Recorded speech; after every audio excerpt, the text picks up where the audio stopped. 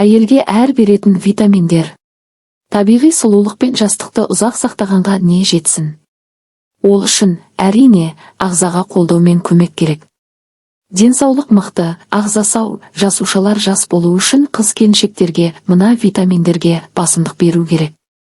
Кальций әйелдердің 82 жасы ұлғайғанда остеопорозға шалдығады екен.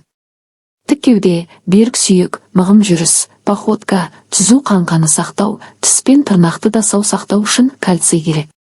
Оның күндік мөлшері 1000-1250 мд сақтасаңыз, сүт безі обырының даму қаупін 20-ға азайтасыз.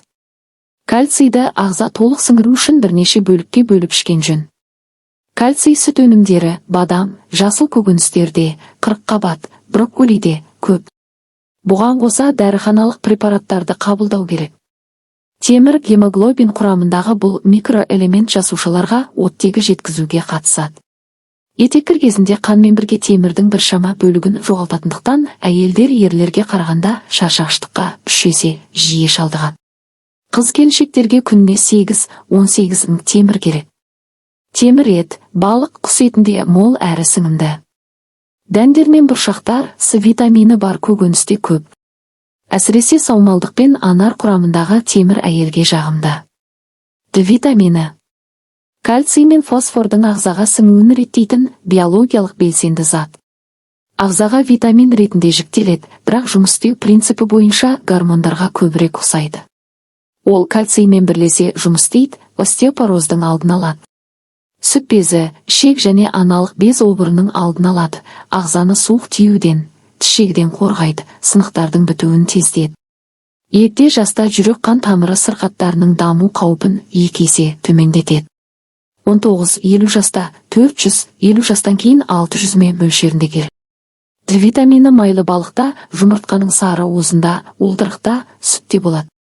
Күн көзі әсерімен де синтезделеді.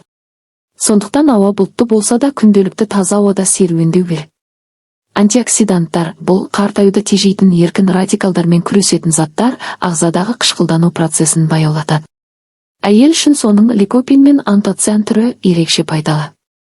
Ликопин сүт безі және жатыр мойны обырының дамуын тежейді, жүрек қан тамыр сырқаттары кезінде пайдалы. Антоциандар жұқпалар мен цистит және тіс жегімен күреседі. Оның белгілі мөлшері жоқ, күн сайын тұтынған дұрыс.